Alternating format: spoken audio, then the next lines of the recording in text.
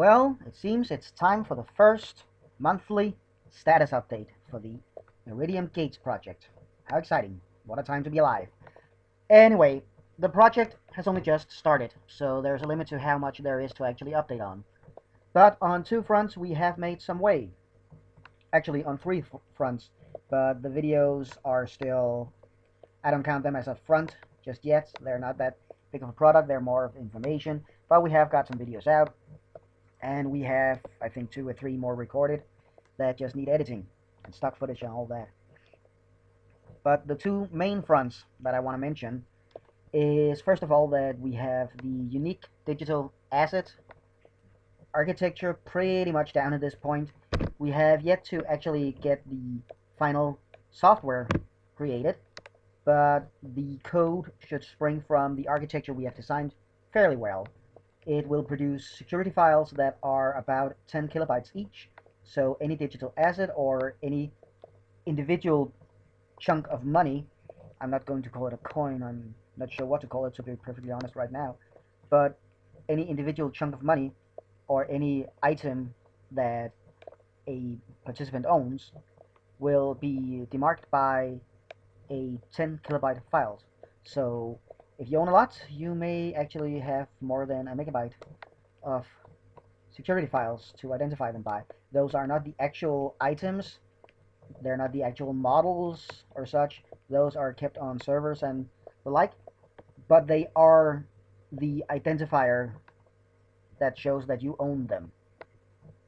And that's the architecture that we're putting in place now. I'm not going to go into the nitty-gritty details, it's a lot of math, but for now it seems to be fairly secure. We are currently deciding whether to go just with numeric codes or with alphanumeric codes, both letters and numbers, but it's basically redundant at this point. With a 10 kilobyte file, it's far beyond the whole one for each atom in the universe.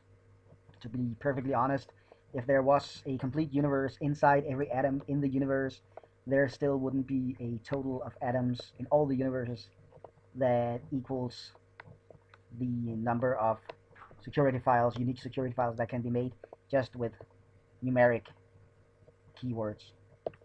So it seems pretty secure, it seems practically impossible to counterfeit, but we're still running some checks, we're still trying to figure out if there's a security hole anywhere. We're not going to just roll the dice on anything. But it looks like we have a winner already in the architecture. We just need to turn that into actual software. The second aspect of the project that's moving along is the game. Even though it's maybe 100 hours of work at this point, it's actually gotten pretty far. It's still in the absolute infant stages, but at this point we can design and import worlds and have the graphic engine handle them to a basic level of quality. We're talking maybe PlayStation 1, PlayStation 2 era of graphical fidelity.